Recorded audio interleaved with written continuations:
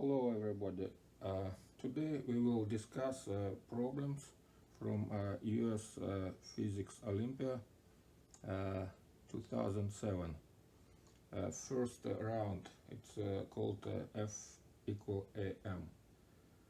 There will be 38 problems, not very hard, I would say middle level problems. So you just need to solve these problems for a certain time. Usually it takes for 25 problems it takes about 75 minutes to solve, but for this year it was 38 problems. And yes, usually they're giving you 5 different options for answer, and you need to solve and check which one is correct, like this. That's it. Problem number 1.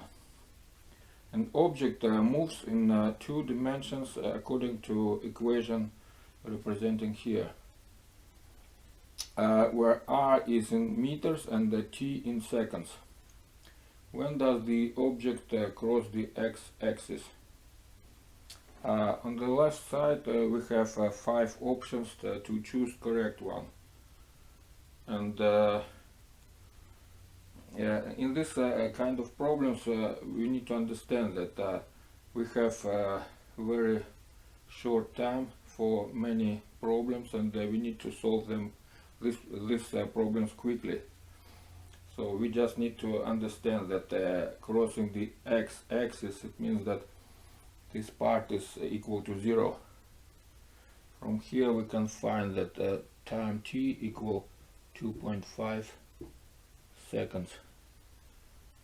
And this is the solution, this one. Problem number 2. The graph shows velocity as a function of time for a car. What was the acceleration at the time 90 seconds? As we know, to find what is the acceleration in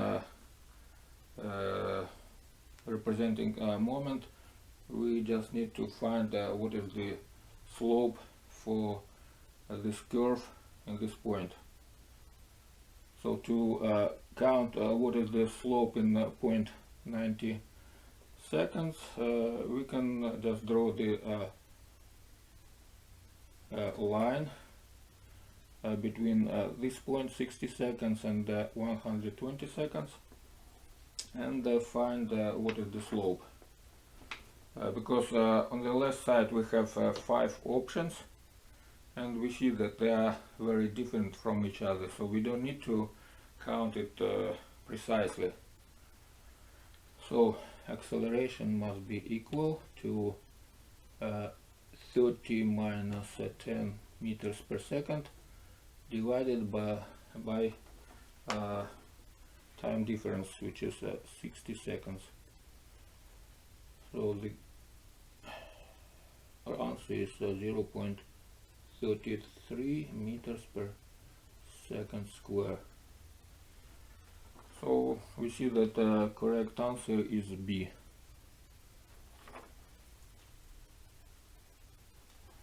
Problem number 4. An object is released from rest and falls a distance h during the first second of time. How far will it fall during the next second of time? We know that object moving with a constant acceleration, it moves like parabola, but when it's moving from rest, the formula is h equal 1/2 g t square, which is quadratic to time. So it means that if we need to count what distance it travels during the same period of times, it raises as arithmetic progression. So if it's going for the first second, it's going for distance h. Next second will be 3h.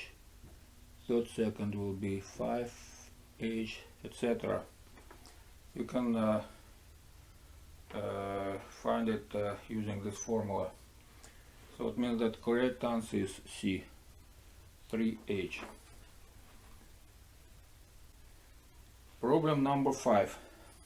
A crate of toys remains at rest on a sled as the sled is pulled up a hill with an increasing speed. The crate is not fastened down to the sled. What force is responsible for the crate's increase in speed up the hill? And we have several options, 5 options for answer. First option, the force of static friction of a sled on the crate.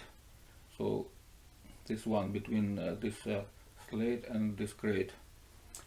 The contact force, normal force of the ground on the sled. It means that from this plane, not from ground, I believe. The contact for normal force of the sled on the crate. So normal force from this sled on this crate. Number D, gravitational force acting on sled. Okay, gravitation force on the sled. And E, no force is needed. So the answer we can find from, if we draw a free body diagram on this crate, which is force of static friction, normal force from sled, and gravitational force from Earth. So if we can see, normal force is not responsible for acceleration, and we just cancelled this part of gravity force. And honestly, the interaction between static friction and this part of gravitational force responsible, but gravitational force is acting opposite to acceleration, so we can choose the answer A, where the force of static friction of the sled on the crate. So probably that's correct answer. I would say this problem is not very correct formulated.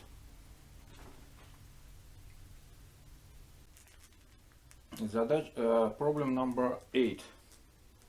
When two stars are very far apart, their gravitational potential energy is 0. It's a regular assumption for potential energy in gravity forces. When they are separated by distance d, the gravitational potential energy is U of all this system. If the stars are separated by distance 2d, so what is potential energy? We just need to write the expression for potential energy. That's equal negative G m1 m2 over d. That's the first case. Second case, we are increasing distance 2 times, so we have U2 equal negative G m1 m2 over 2d. And we see that in second case potential energy twice less than in first case. So the answer is this one.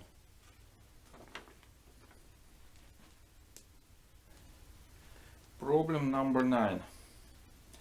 A large wedge rests on a horizontal frictionless surface as shown. A block starts from rest and slides down the inclined surface of the wedge, which is rough. So we have friction between these two objects. During the motion of the block, the center of mass of the block and wedge moves somehow, and we need to move to find how it will move. So we have 5 options.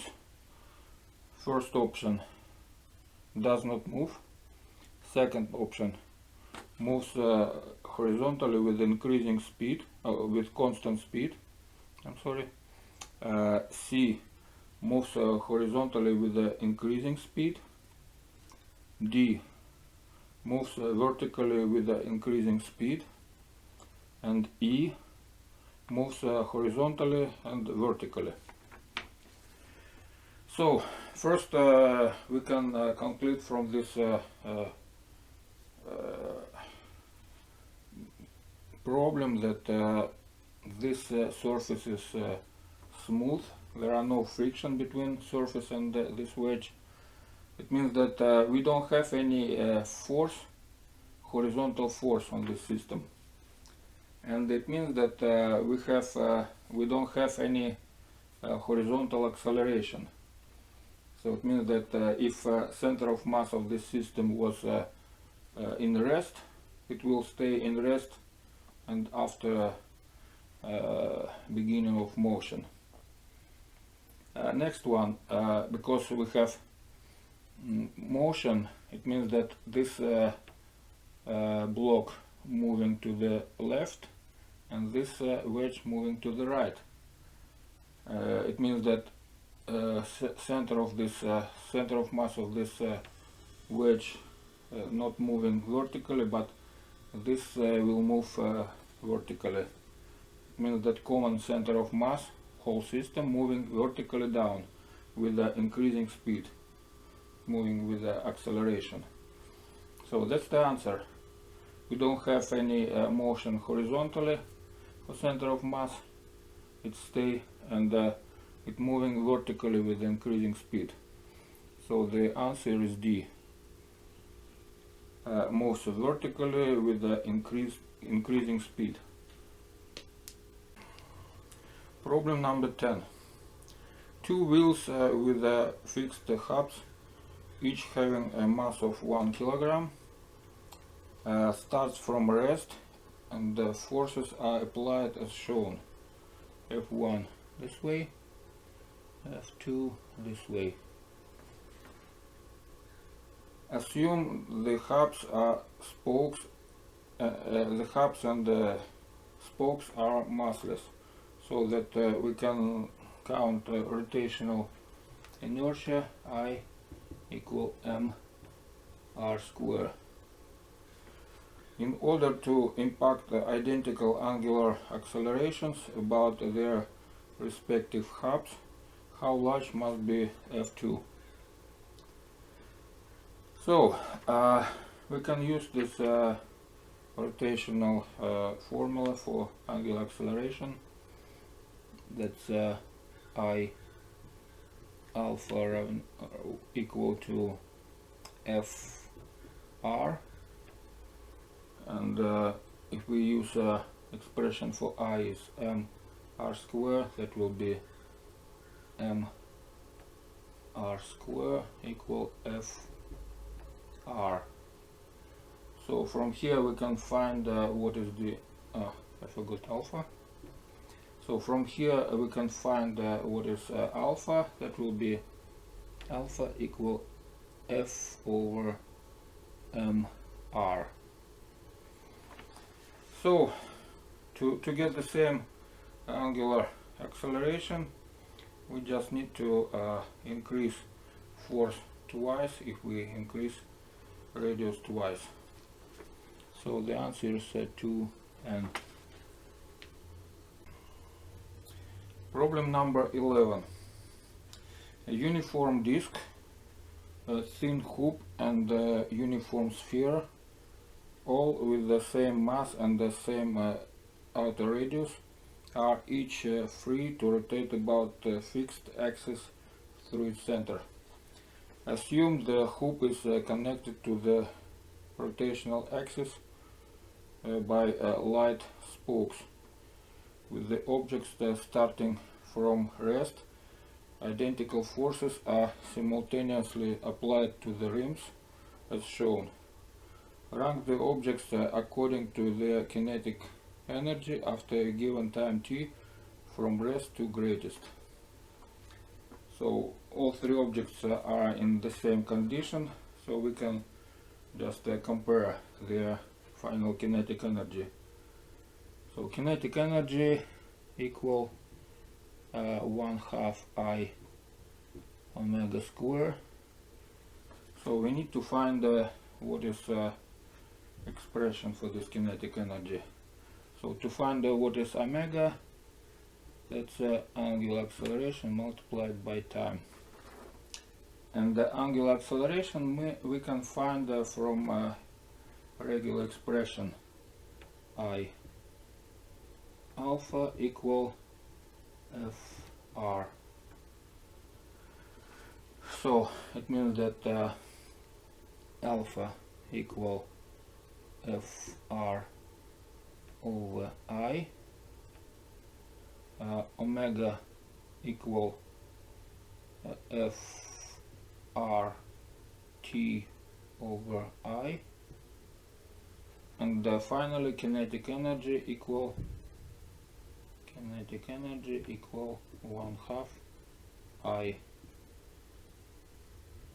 F square R square F square R square T square over I square. So one time I is cancelled, and we have kinetic energy equal 1/2.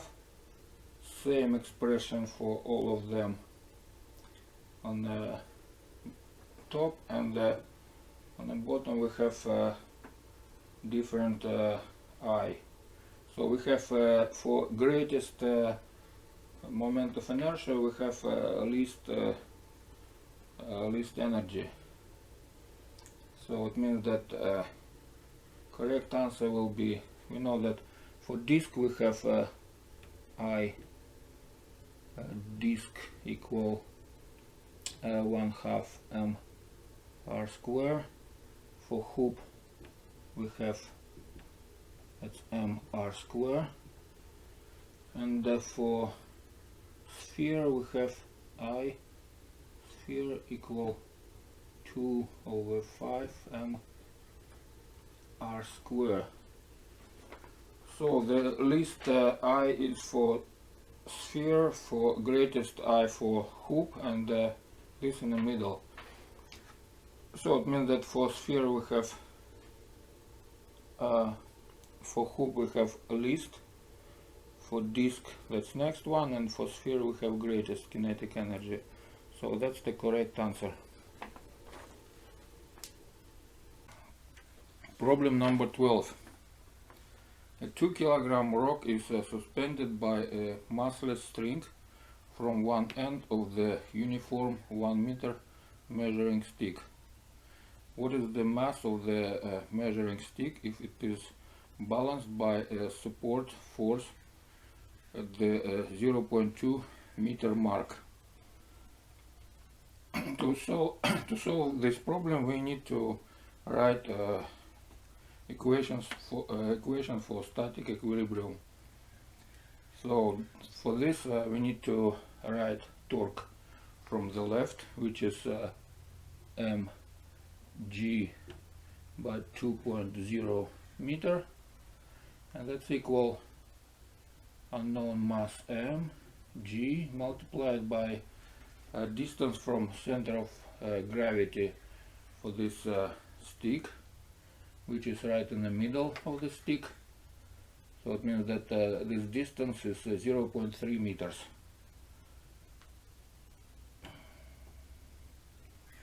So to calculate what is total mass m, big one, that will be m2/3, which is 1.33 kilogram. So from here we have C, correct answer.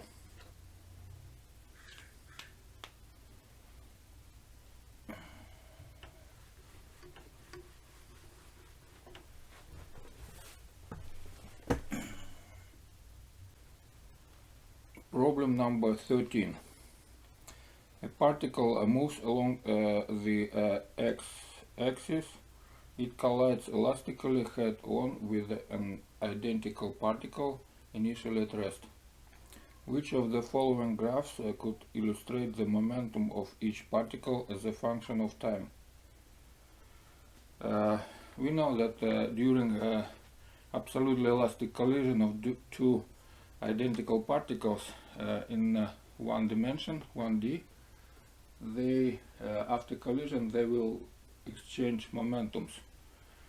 So it means that first particle moves and after it stops, and after collision second particle start to move with the same momentum as momentum of the first particle before collision. If we check all graphs, we can see that only on graph D we have this situation. Second particle not moving, first particle has impulse P, momentum P. After short collision, second particle move with the same momentum as the first particle before collision, and the first particle just stop. So D is correct answer. Problem number 14. When the speed of a rear drive car is increasing on a horizontal road, the direction of the frictional force on the tires is next one. So we have car, and this car is moving to right with increasing speed.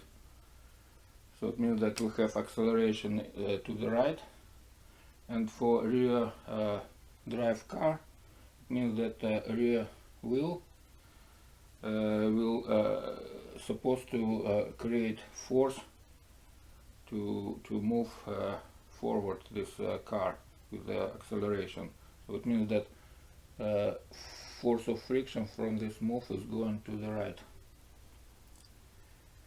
And the other wheel, which is a forward wheel, it's moving without, it's not connected to engine, so it's moving free. So it means that force of friction going to the left, it's going to opposite direction to the motion. So that's correct answer. If we check all 5 answers, that will be A.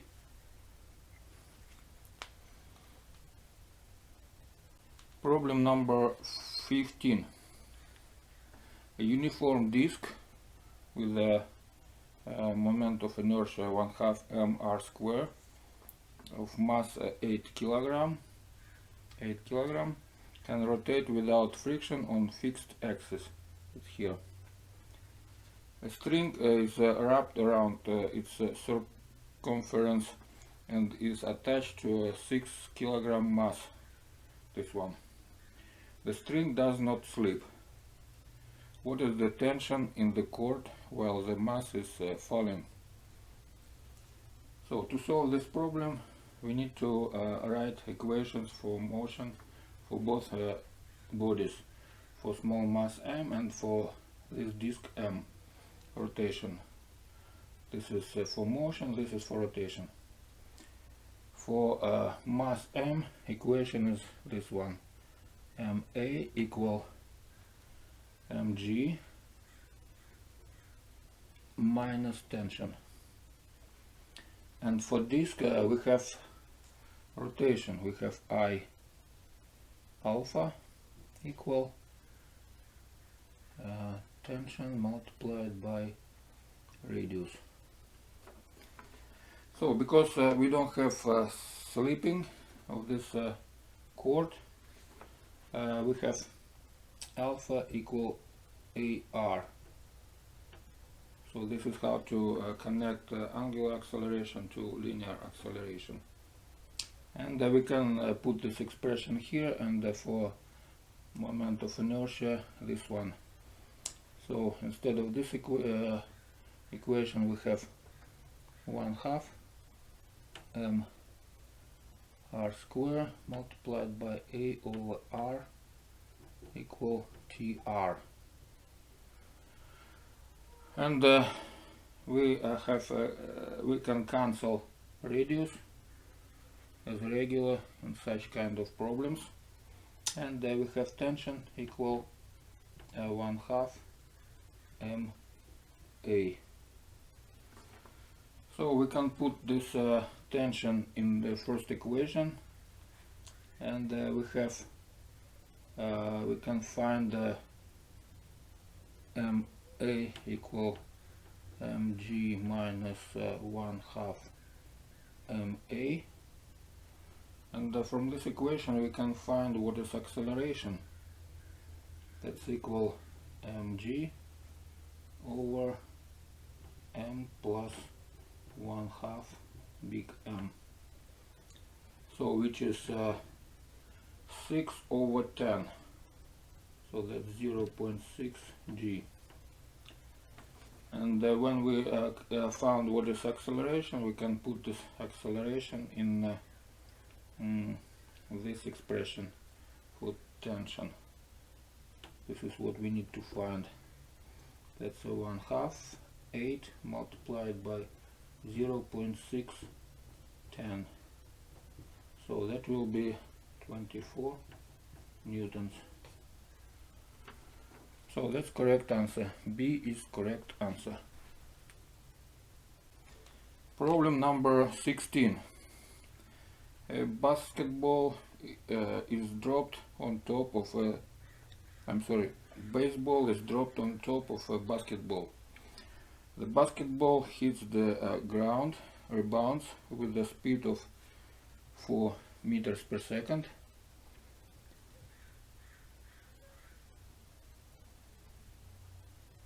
And collides with the baseball as it moving downward at the same speed, 4 meters per second. We choose up direction is positive. So it means that initial speed of baseball is negative. After the collision, the baseball moves upward as shown in the picture, and the baseball is instantaneously at rest right after the collision. The mass of baseball is 0.2 kilogram and mass of basketball is 0.5 kilogram. Ignore resistance and ignore any changes in velocities due to gravity during the very short collision times. The speed of the baseball right after colliding with the upward moving basketball is what? So here of course we need to use equation for momentum conservation during collision. Before collision we had momentum for basketball is m2 v2 and momentum for baseball is m1 v1, and after collision baseball is stopped, so its momentum is 0, and momentum for baseball is m1 v. So from this equation we can find what is speed of baseball right after collision. So we have 0.5 multiplied by 4, and here we have negative 0.2 multiplied by 4. So the speed is velocity of this baseball is negative, and that's equal to 0.2 v. So from this equation we can find that speed v equal 6.0 meters per second, which is correct answer. Problem number 17. A small point-like object is thrown horizontally off a 50 meters high building with an initial speed of 10 meters per second. At any point along the trajectory there is an acceleration component tangential to the trajectory and an acceleration component perpendicular to the trajectory. How many seconds after the object is thrown is the tangential component of the acceleration of the object equal to twice the perpendicular component of the acceleration of the object? Ignore air resistance. In any point we can split our acceleration g for two components. One is tangential, gt, and other is normal, g normal.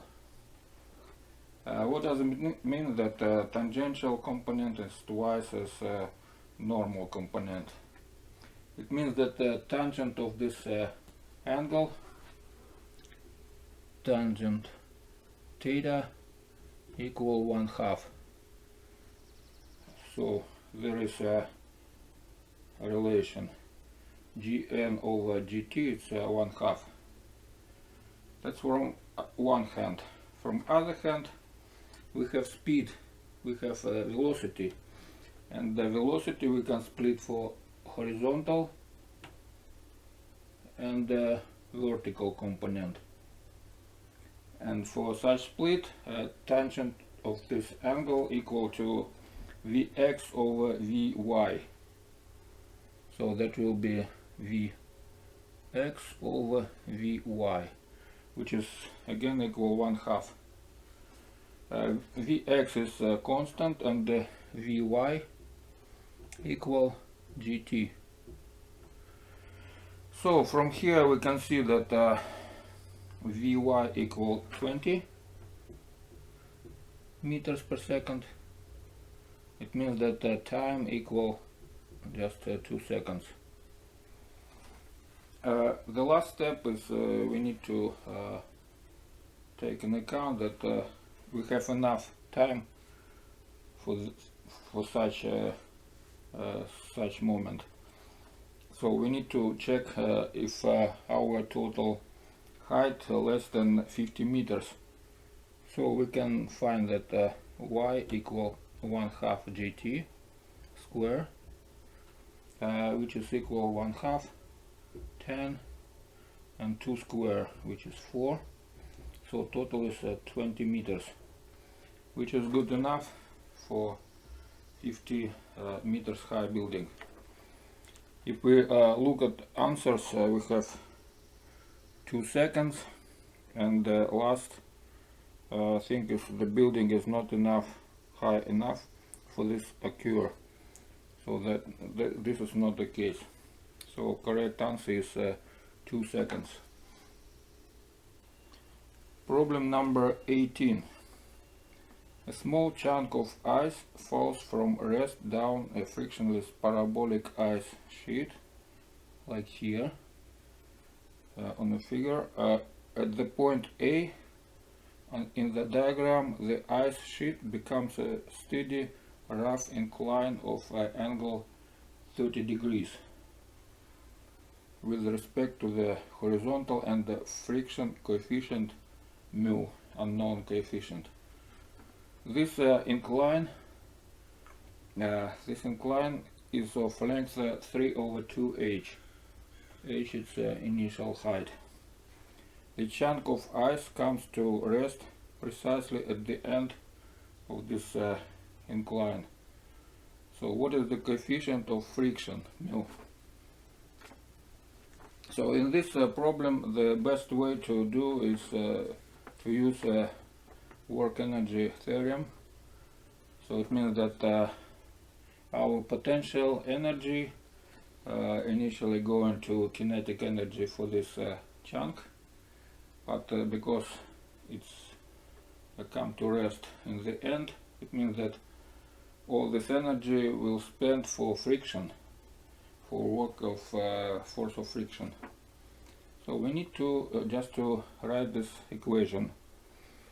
Potential energy, which is mgh, that's equal force of friction multiplied by length, which is 3/2h.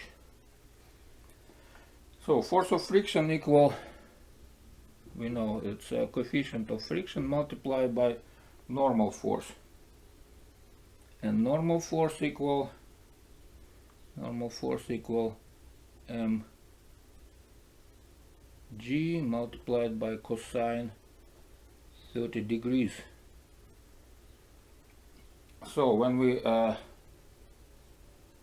put all these meanings here, we can get final equation mgh equal mu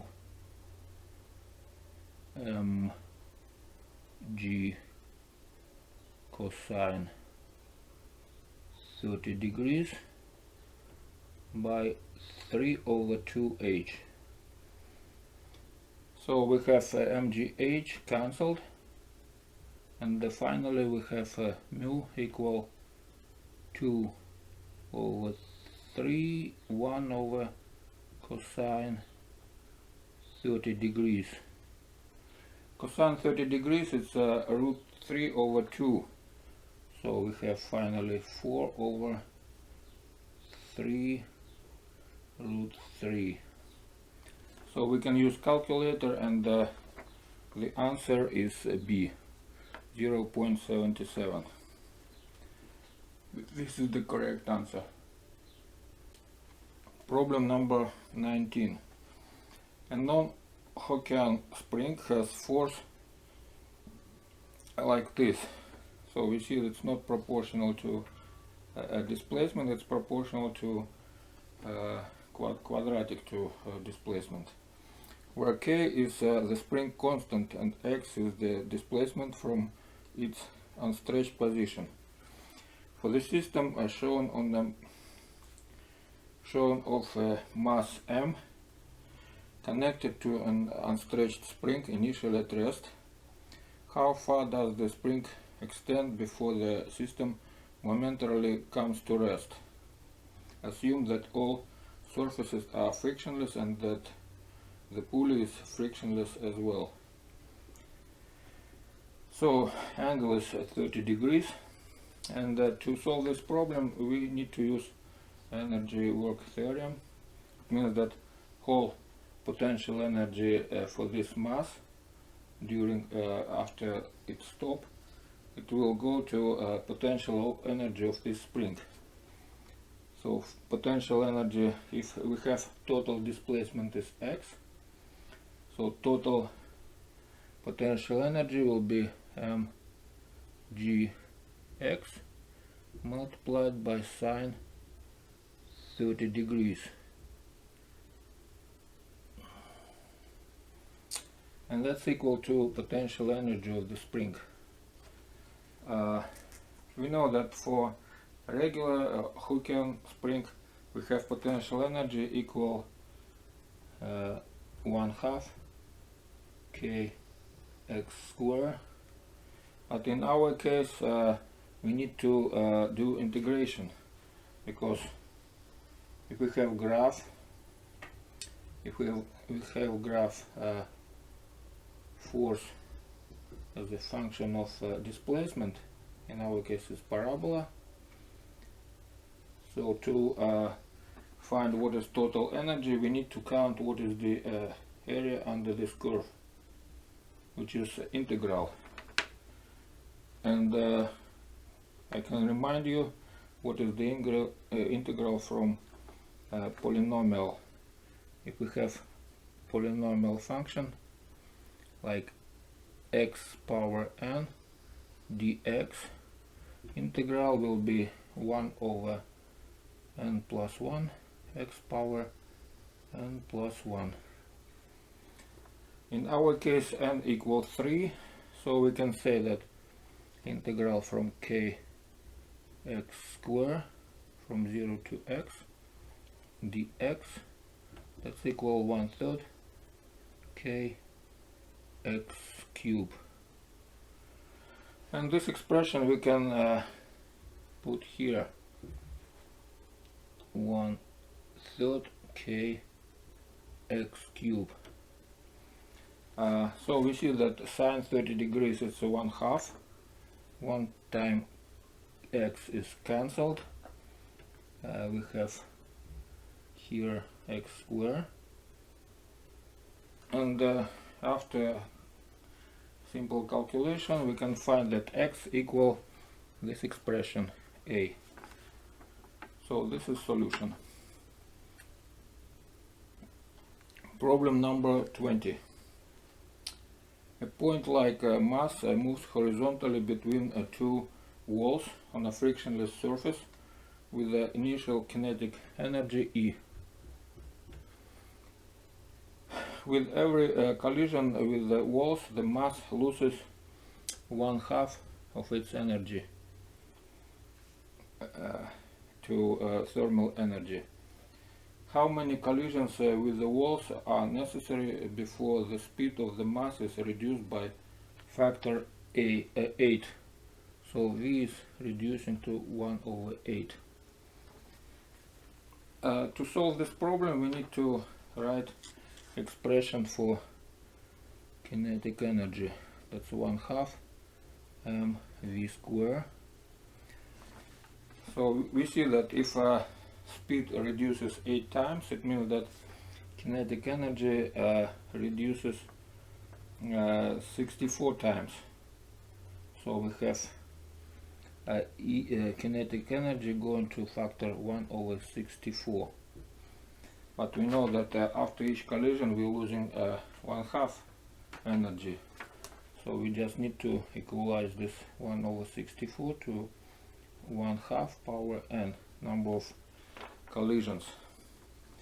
So it means that we have 2 power n equal 64 and n equals 6. So this is correct answer, C. Problem number 21. If the rotational inertia of a sphere about an axis through the center of the sphere is I, what is the rotational inertia of another sphere that is the same density but has twice the radius? So we just increase radius twice. We know that for solid sphere we have rotational inertia, it's 2/5 mr squared. But suppose we forgot this coefficient in this problem, we don't need this. So it's like beta mr squared. So to solve this problem we need to count what is the new mass and put this new radius. If we increase radius twice with the same density, we increase volume 8 times. It means that mass will increase in 8 times. So we have I prime equal beta by 8 mass and the 2 radius square. So which is 32 times beta mr square, which is 32I. So that's our correct answer.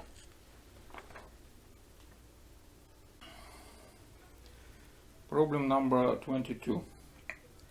2 rockets are in space in a neglectable gravitational field. All observations are made by an observer in a reference frame in which both rockets are initially at rest. The masses of rockets are m and 9m. A constant force F acts on rocket of mass m for a distance d. As a result, the rocket acquires a momentum p. If the same constant force F acts on the rocket of mass 9m for the same distance d, how much momentum does the rocket of mass 9m acquire? So we need to find what is p prime.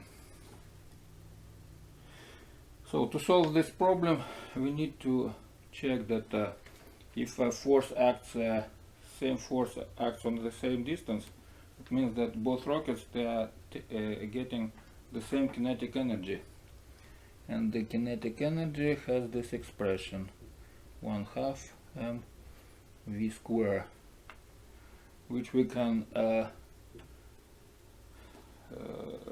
write through momentum p square over m. From this we can find that momentum equal root 2km, and if we look to this expression, kinetic energy is the same, but mass was increased 9 times. It means that momentum was increased 3 times. So D is the correct answer. Problem number 23. If a planet of radius r spins with the angular velocity omega about an axis through the North Pole, what is the ratio of the normal force experienced by a person at the equator to that experienced by a person at the North Pole? Assume a constant gravitational field G and that both people are stationary relative to the planet and are at sea level. And assume they have, of course, the same mass. It's obvious that on North Pole we have a normal force equal to gravity force, because this person is not moving, it's stationary. So we have normal force equal mg. On equator, person going by circular trajectory, and we know that in this case we have centripetal acceleration with a centripetal force equal mr omega square, and if we have normal force N and gravity force mg, so we can say that this force is a result of N and mg. So we have mg minus normal force equal r mr omega square. So from here we can find that normal force equal mg or minus mr omega square, and we have n over mg equal 1 minus r omega square over g. So that's correct answer, which is C. Problem number 24. A ball of mass m is launched into air. Ignore air resistance, but assume that there is a wind that exerts a constant force F0 in a negative direction, negative to x. In terms of F0 and the acceleration due to gravity, at what angle above the positive x-axis must be ball launched to order to come back to the point from which it was launched? So to solve this problem we can just make a picture and see that resulting force mg and F0 is going this way. So that will be our efficient force, like efficient gravity. So we know that if we want to launch any object back to us, we need to throw it exactly opposite to this resulting force. So we need to find what is this angle. And from this picture we see that tangent of this angle equal mg over F0, and correct answer is this one. Problem number 25. Find the period of small oscillations of water pogo, which is a stick of mass m in the shape of box, rectangular parallelepiped. The stick has a length L and width W and height H, and is bobbing up and down in water of density ρ. Assume that the water pogo is oriented such that the length L and the width W are horizontal at all times. Assume that all equilibrium the pogo is floating. So to solve this problem we just need to write equations. What is the force when we move this box a little bit down on distance x. So we can write equation right away. Ma equal, so we have Archimedes force which is going up, so it's negative compared to displacement, and Archimedes force equal to weight of displaced water, which is rho L W x g. So this is our equation for motion.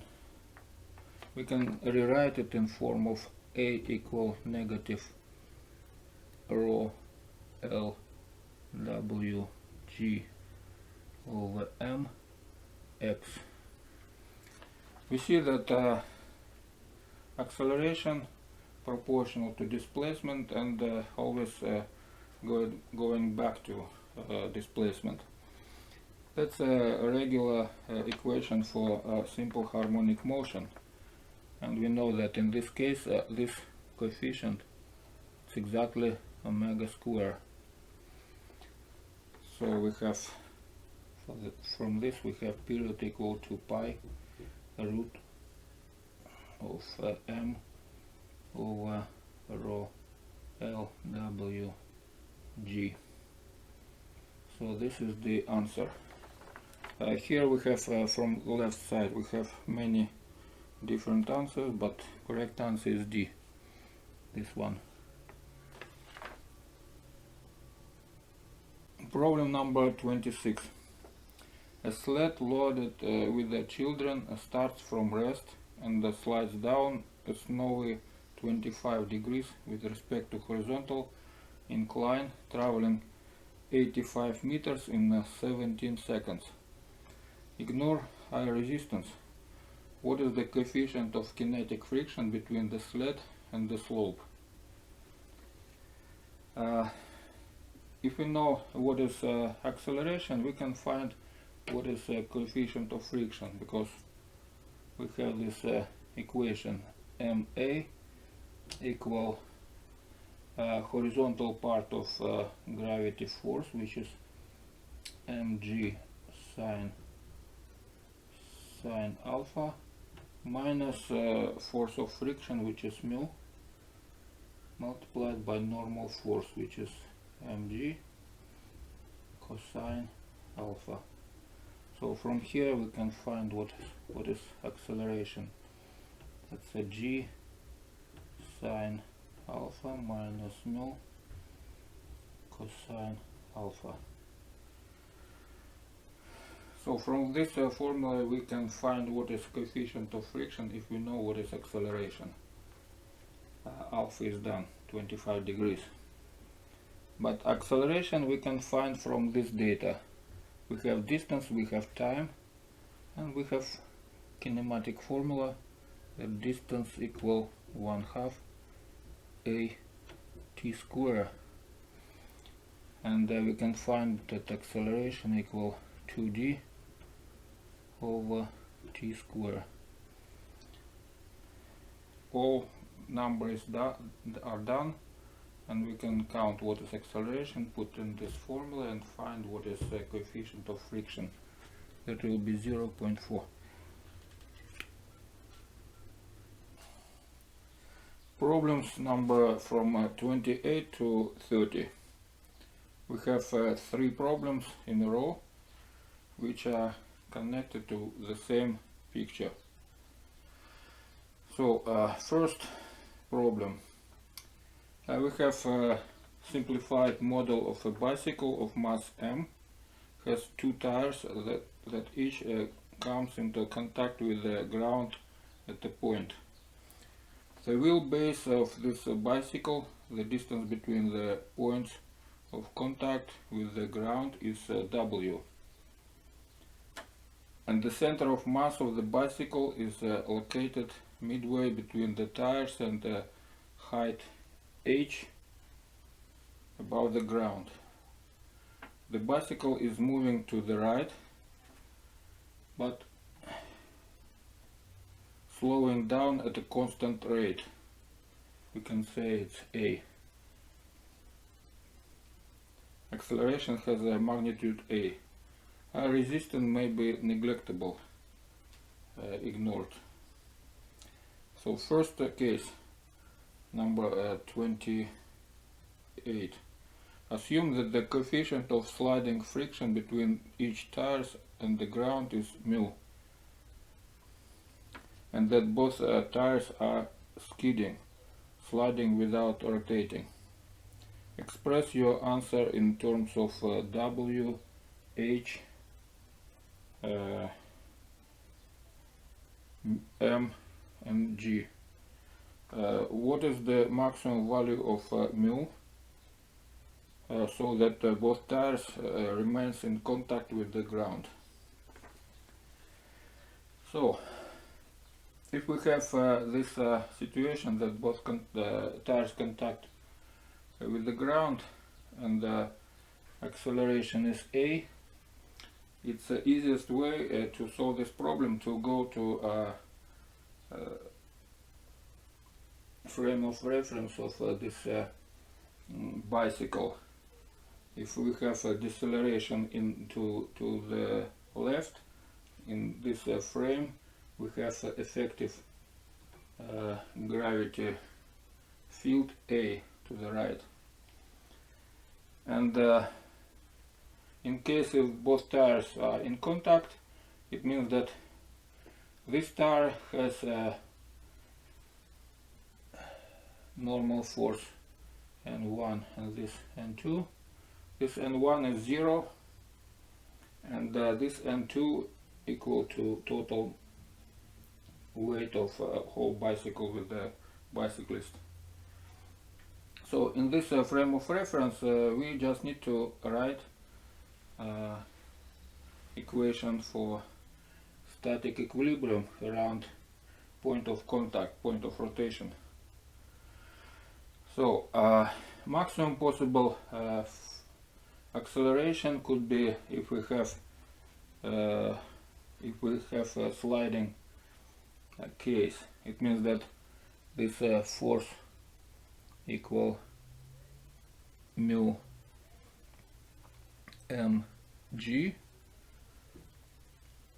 and this force create a torque around this point equal mu mgh, which is rotating our picture to the right, clockwise. And we have torque created by force of gravity, which is mg multiplied by w over 2, which is going counterclockwise. So from this equation we can find that the maximum possible coefficient of friction equal w over 2h. And if we look at this answers, the correct answer is A. Next problem, number 29. We have the same setup. What is the maximum value of A, acceleration A, so that both tires remain in contact with the ground?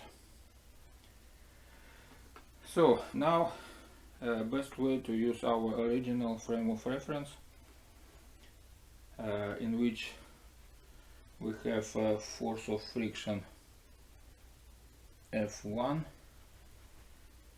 force of friction F2, and we have normal forces N1 and N2. and we will choose rotation around center of mass to exclude gravity force. So if you look at this picture, we have three forces which are acting clockwise around center of mass, which is F1, F2 and N1, and the force N2 acting counterclockwise. So first we can write equation F1 plus F2, that's equal MA, and the equation for static rotation we have F1 plus F2 multiplied by H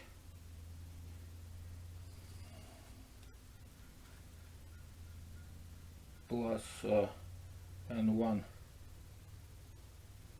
multiplied by W over 2, that's equal N2 multiplied by W over 2.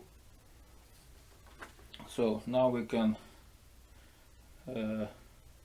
put F1 plus F2 equal MA here. So we have MHA equal N2 minus N1 multiplied by W over 2. And finally we have acceleration A equal N2 minus N1 over M W over 2H. So if you look at this equation, we have N1 minus N2, but we know that N1 plus N2, that's equal mg. So, and it means that maximum acceleration we can get when N1 equals 0. In that case N2 equal mg, and then finally we have wg over 2h. That's answer B. Problem number 30. Assume that both tires are skidding, sliding without rotating. What is the maximum value of A so that both tires remain in contact with the ground? Correct answer is the same as for problem number 29, because in that previous problem it doesn't matter. It was sliding or rotating, so we found the maximum possible acceleration for any condition. So it means that the answer is the same, but we don't see this answer here, so the correct answer is none of them. Problems number 31 to 33. We have thin uniform thin rod has mass m and length l. Let the acceleration due to gravity is g. Let the rotational inertia of the rod about its center is I equal md square. So first problem number 31. Find the ratio L over D. So this problem we can solve if we know that moment of inertia equal 1 over 12 m L square, which is equal md square, and from here we see that L over D equal root from 12, which is 2 root 3, and correct answer is D. Problem number 32. Now the rod is suspended from point at distance kd from the center.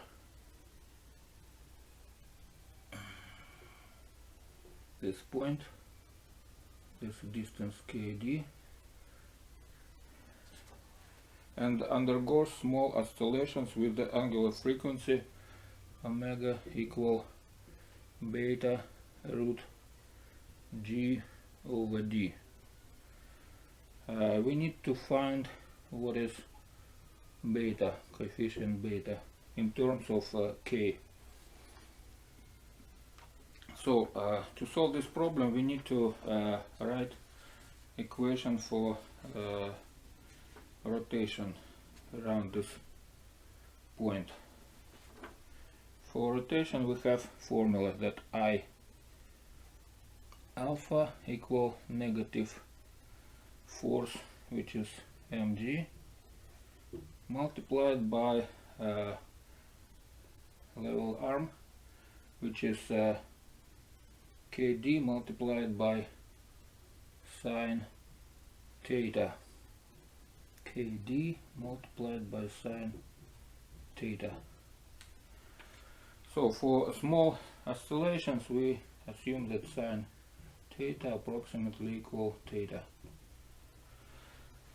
To count what is I around point on distance kd, we can use parallel axis theorem, from which we have I equal md square, that's I0, plus mkd square. And finally rewrite this equation in form of md square plus mkd square multiplied by alpha equal negative mg kd theta.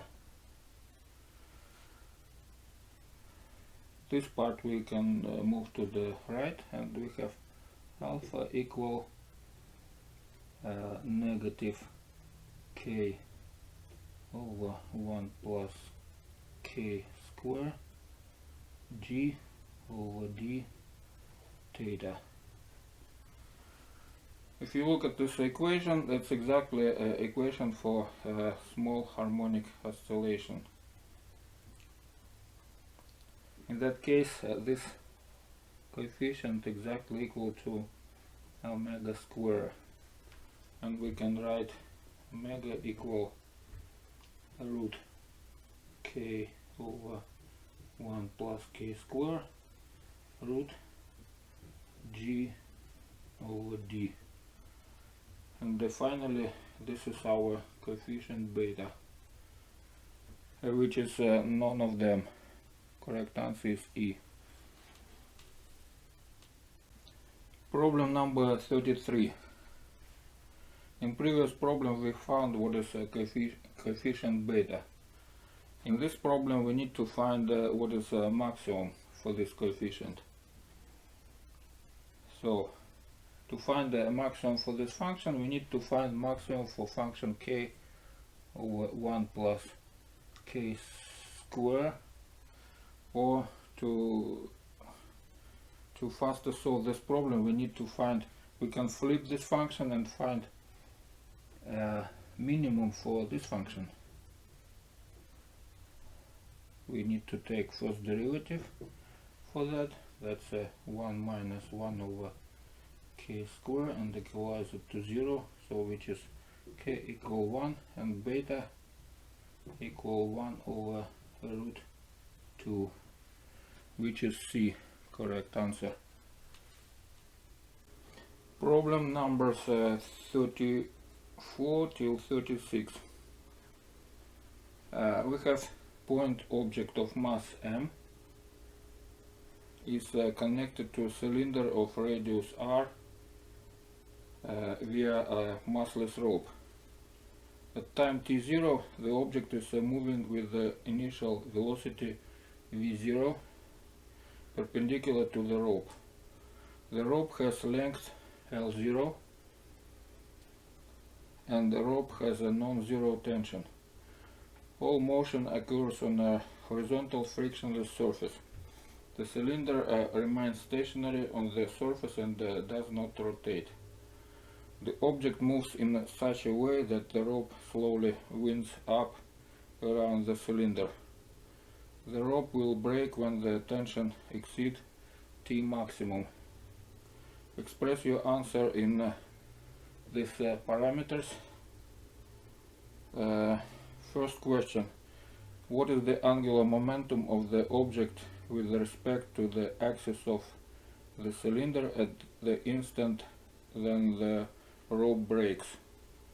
This is question number 34. Question number 35.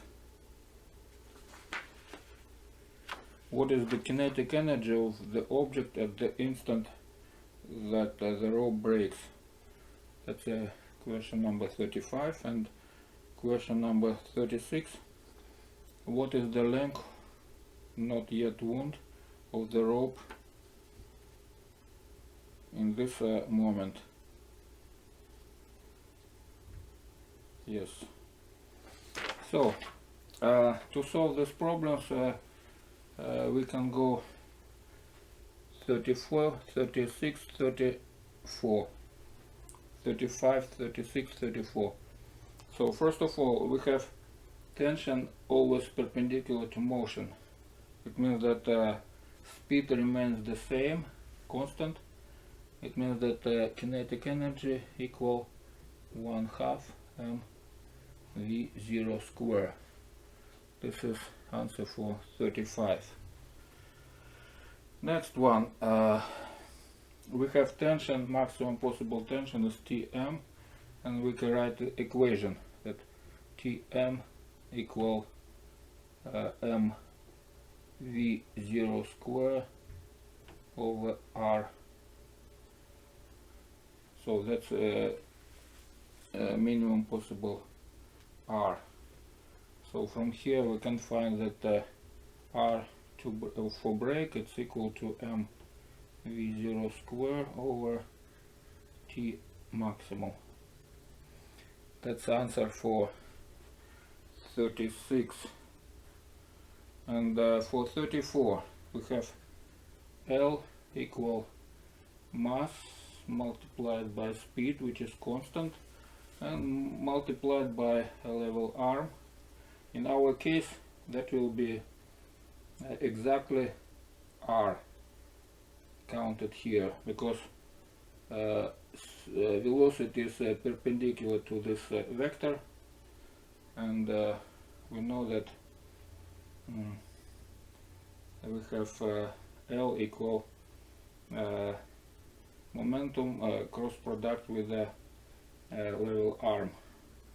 So we need to put here r. It's mv0 square over T maximum, and total answer is m square v0 cube over T maximum.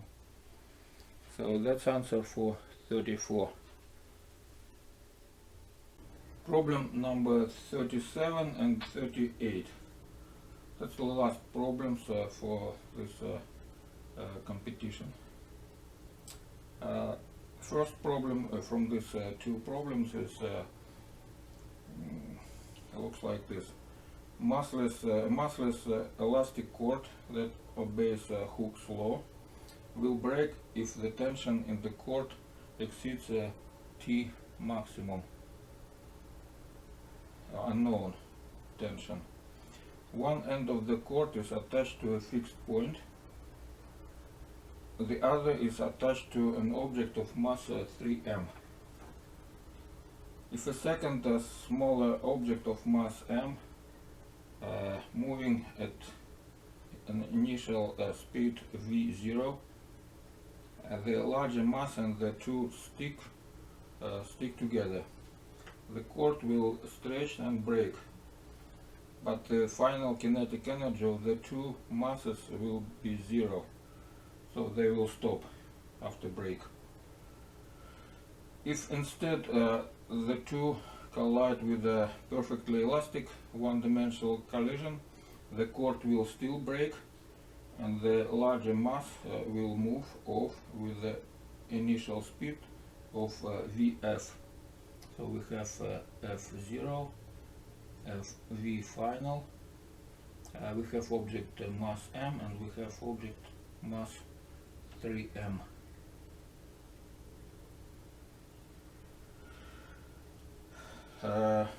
All motions occurs on a horizontal frictionless surface. So first question is, that's problem number 37. What is the ratio between V final and the V initial? So to solve this problem we need to do several steps. So first step is we have information that this cord will break for certain tension Tm, and it's a Bay-Hook law. It means that it will get some potential energy, and for this energy it will break. So in any case, if it will break, we are losing some certain amount of energy, and we can count what is this energy, because when these two masses have absolutely inelastic collision, it means that we can use momentum conservation and find what is new speed after they will stick together. So new speed will be 1/4 from initial speed of the first mass. After that we can count what is total kinetic energy after this collision, and all this energy will go to a potential energy for this cord before it will break. So it means that all this energy, K, equal 1/2 4 m multiplied by 1/4 V0 square, which is 1/8 m V0 square. So we have this information about maximum possible potential energy for this cord, which we can use in a second step. So second step, we have absolutely elastic collision for two masses. One is moving and other is not moving. Good idea to know final formulas, just to memorize these final formulas, because we can use in many problems these formulas. What are the velocities for these masses after collision, after perfect elastic collision? This formula looks like this. V1 for the first mass, we have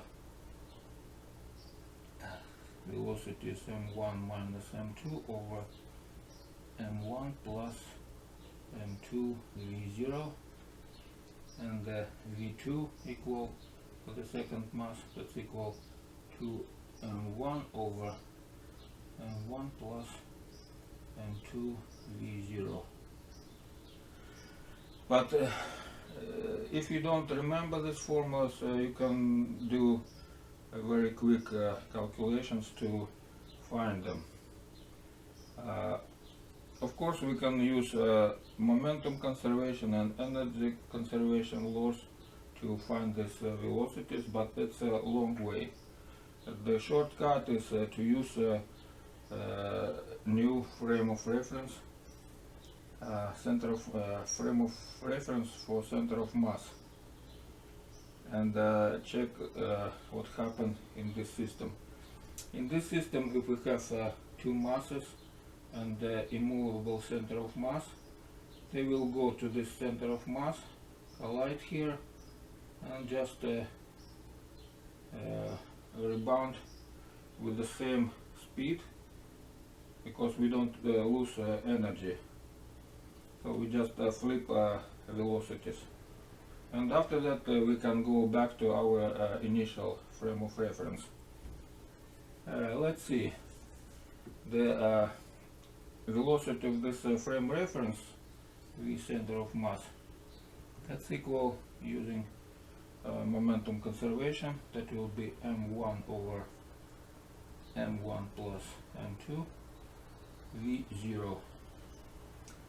In this system, second mass moving to the left with this same velocity, but after collision it will change direction and it will go to the right with the same velocity. And when we are going back to our initial frame of reference, we just need to add to this new speed, new velocity, velocity of the center of mass, which is the same. So we have v2 equal to m1 over m1 plus m2 v0. For the first mass, we have speed, velocity in the center of mass will be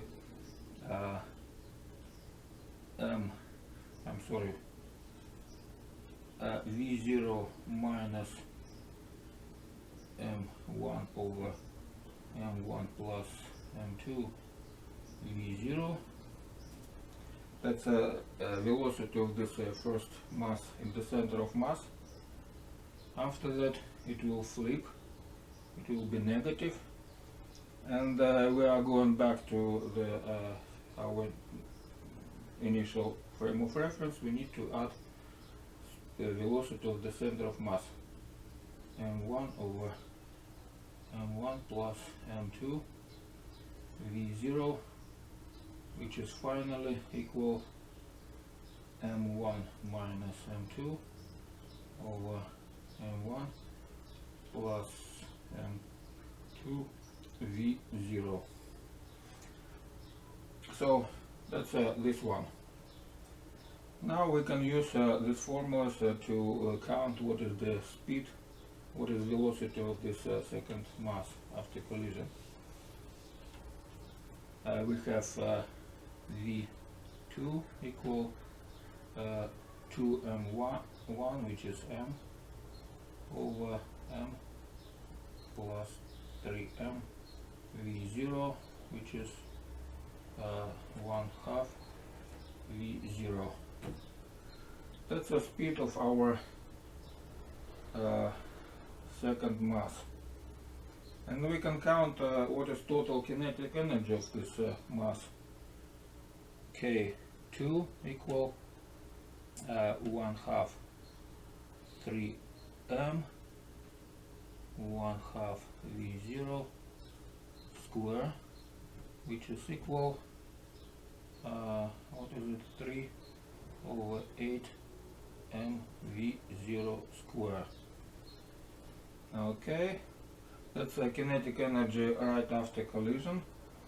But when it will go with the cord, we extend the cord will get some potential energy before it breaks.